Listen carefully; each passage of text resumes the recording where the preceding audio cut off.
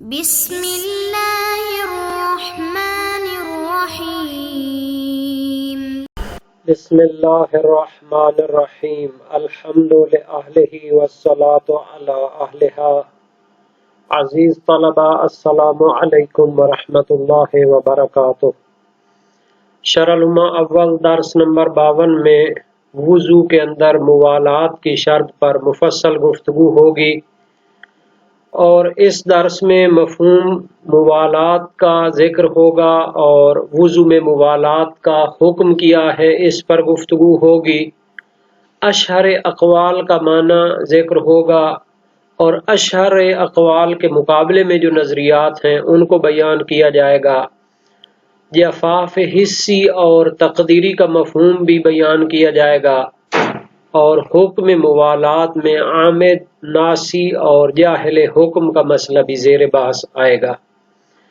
سب سے پہلے وضو کے اندر موالات کے بارے میں جو عبارت ہے شہیدین کی اس کو دیکھتے ہیں۔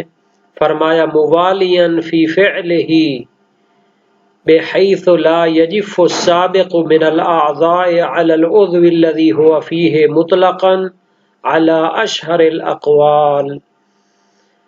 موالین یہ مربوط ہے سابقہ عبارتوں سے کہ جہاں پر واجبات وضو کو بیان کیا گیا۔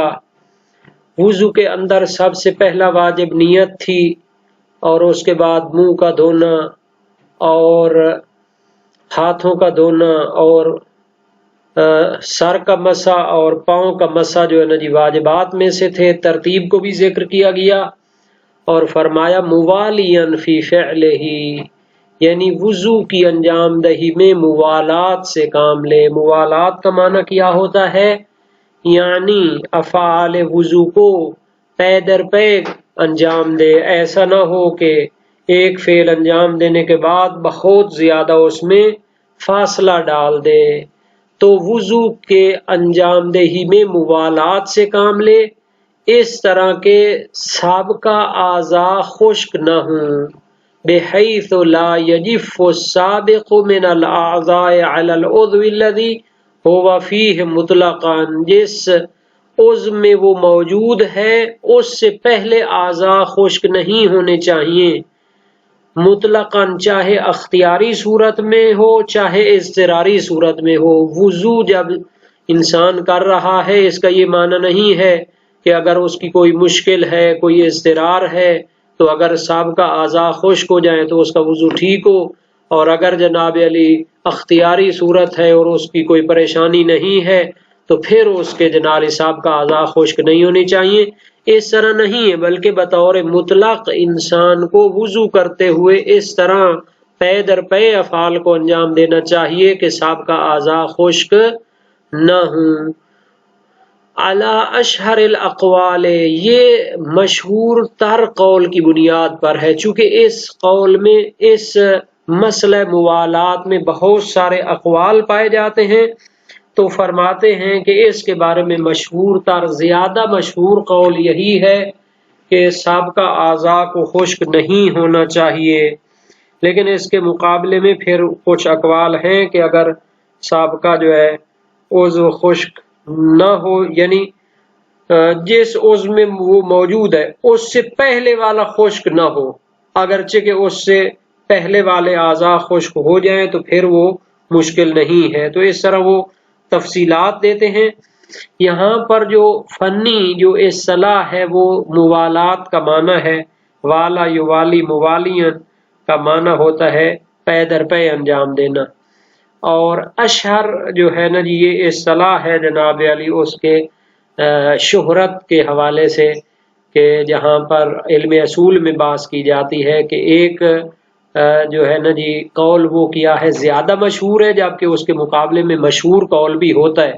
اس سے یہ ہم سمجھتے ہیں کہ دوسرے جو اقوال ہیں وہ بھی مشہور بھی ہیں ان میں سے، جن کی ہم ابھی تفصیل بیان کریں گے۔ اور مطلقاً سے کیا مراد ہے جناب؟ یعنی چاہے اس نے کیا ہو اختیاری حالت میں سابقہ اعضاء کو اتنا فاصلہ دیا ہو کہ وہ خشک ہو جائیں، یا جناب علی اضطراری حالت میں اس سے وہ خشک ہو جائیں۔ تو یہ ساری چیزیں جو ہے نا جی اس میں موجود ہیں۔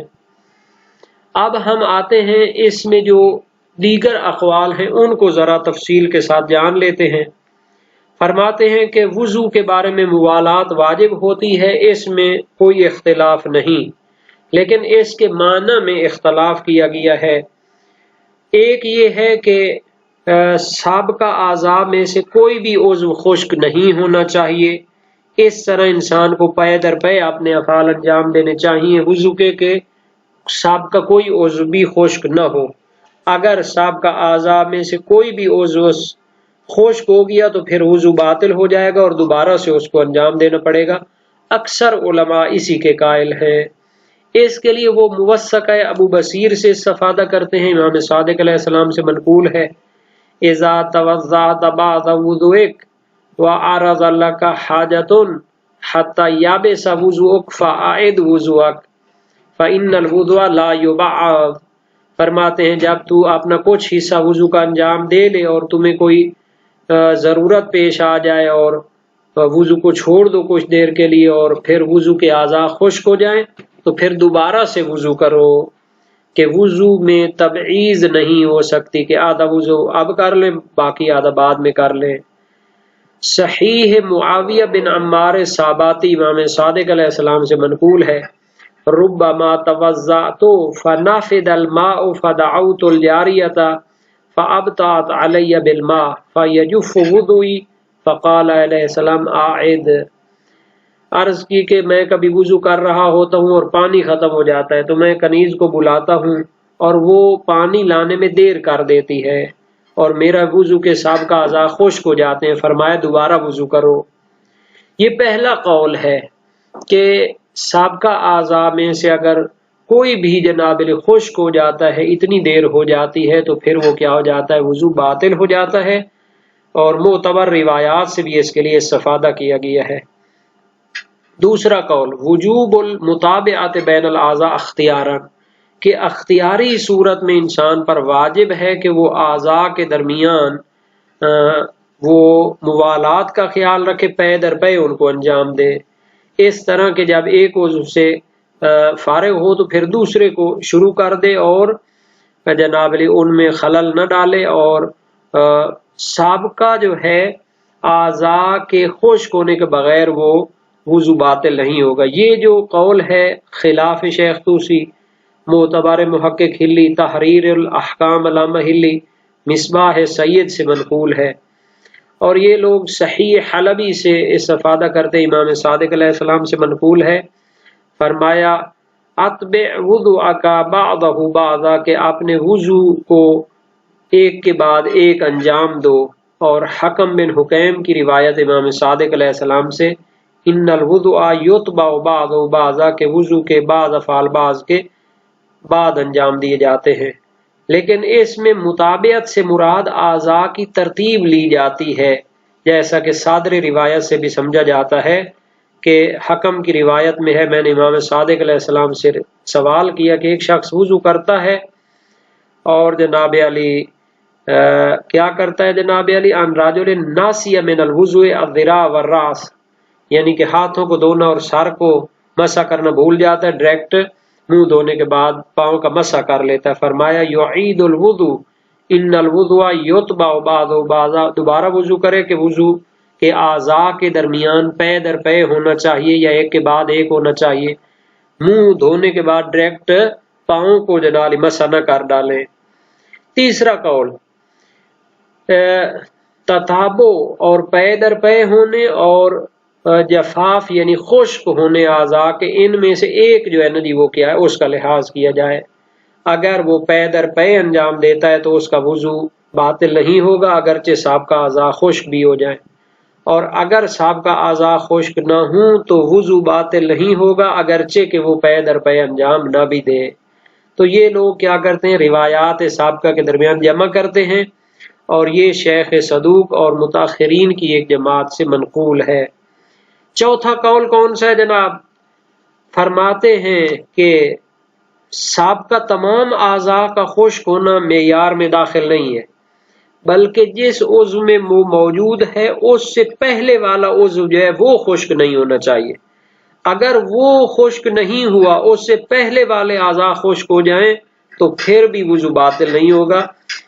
یہ جناب علی کیا ہے، پہلے قول کے مقابلے میں ہے، اور یہ نظریہ سید مرتضیٰ نے ناصریات میں اور قاضی ابن البراج نے جو شیخ طوسی کے شاگردوں میں سے تھے اپنے مہذب میں اختیار کیا ہے، اور ایک جماعت اور بھی علماء کی اس پر قائم ہے، اور وہ جفاف کو سابقہ عضو کے جفاف اور خشک ہونے پر حمل کرتے ہیں اور اس سے مراد لیتے ہیں۔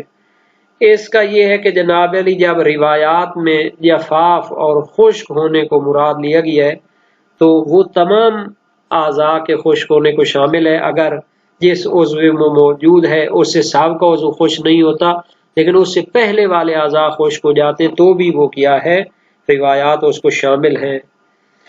اچھا جی، پانچواں قول کیا ہے کہ اگر سابقہ عضو کا کچھ حصہ خشک ہو جاتا ہے تو وضو باطل ہو جاتا ہے۔ یہ جناب علی ابن الجنید نے نظریہ اختیار کیا ہے، قدیم عالم تھے، اور اس کی بھی کوئی دلیل نہیں ہے۔ تو صحیح قول وہی ہے جو شہید اول اور شہید ثانی نے اختیار کیا ہے کہ وضو کو اس طرح پے در پے انجام دینا چاہیے کہ سابقہ اعضاء میں سے کوئی بھی عضو کیا ہے وہ خشک نہ ہو۔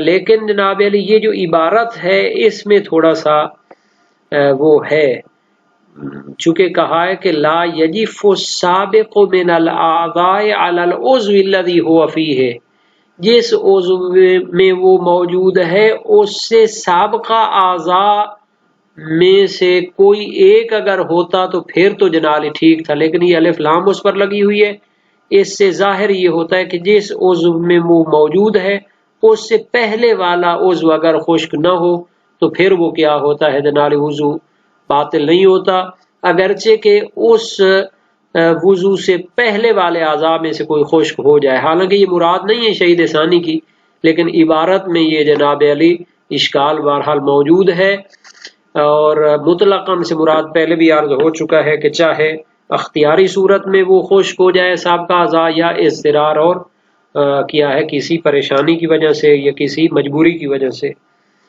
اور اشہر قول کا بھی معنی بیان ہو گیا کہ مشہور تر قول یہ ہے، اور اس کے مقابلے میں بھی مشہور قول ہیں جو زیادہ مشہور نہیں ہیں لیکن بہرحال وہ مشہور تو ہیں۔ اب آتے ہیں جناب علی اس مطلب کی طرف، جفاف حسی اور تقدیری سے کیا مراد ہے۔ پہلے تو عبارت دیکھتے ہیں، فرمایا والمعتبر فی الجفاف الحسی لا تقدیری، اس کو جناب علی الحسیو پڑھنا ہے، یہ بھی جناب اعراب بھی ٹھیک ہو جائے الحسیو، کیوں جناب؟ چونکہ یہ المعتبر کا خبر ہے۔ المعتبر فی الجفاف الحسی، جفاف حسی کیا ہوتا ہے؟ یعنی اعضاء کا فعلاً خشک ہو جانا، ایسا خشک ہو جانا کہ انسان اس کو محسوس کر سکے۔ اعضاء جوارح کیا کہتے ہیں اس کو، حواس خمسہ کے ذریعے اگر محسوس کر سکے تو وہ کیا ہوتا ہے؟ جفاف حسی ہوتا ہے۔ اور جفاف تقدیری کیا ہوتا ہے جناب؟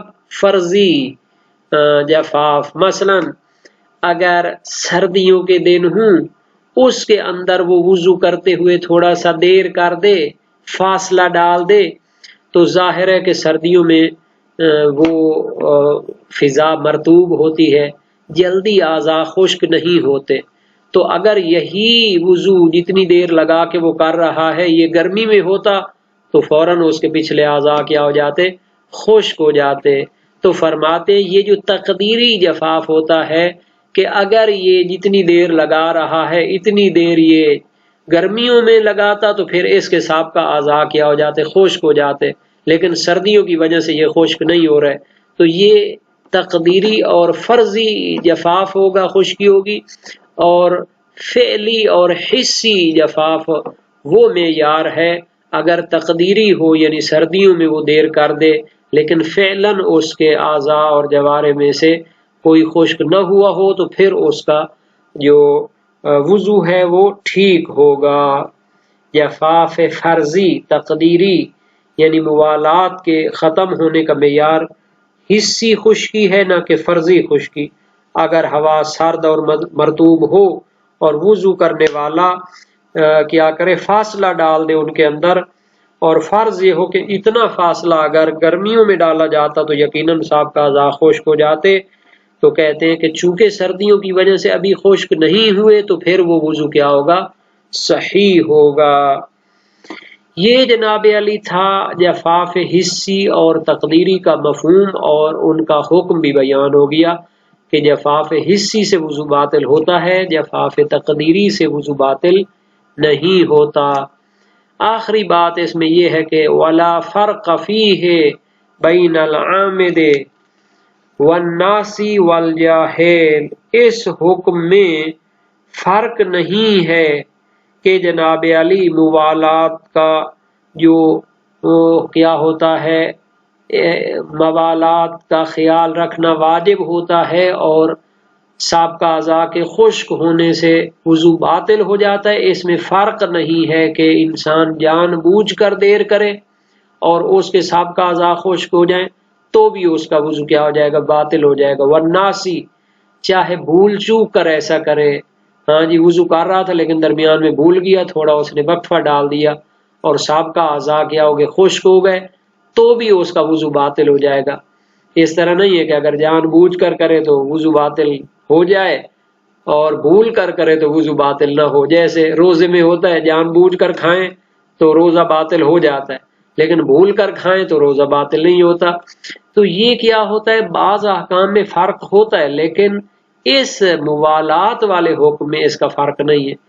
اسی طرح فرق نہیں ہے والجاہل، یعنی عامد جان بوجھ کر دیر کرنے والے میں اور بھول چوک کر دیر کرنے والے میں فرق نہیں ہے، اور حکم کو نہ جاننے والے کے بارے میں بھی فرق نہیں ہے۔ اگر ایک انسان وہ کیوں دیر کرتا ہے جنالی، اس کو پتہ نہیں ہے حکم کا کہ اگر موالات نہ کی جائے تو روزہ کیا ہو جاتا ہے؟ وضو باطل ہو جاتا ہے۔ تو چونکہ وہ حکم کا پتہ نہیں ہے، وہ تھوڑا سا منہ دھو لیتا ہے، ہاتھ دھو لیتا ہے، پھر مسح کرنے کو دیر کر دیتا ہے۔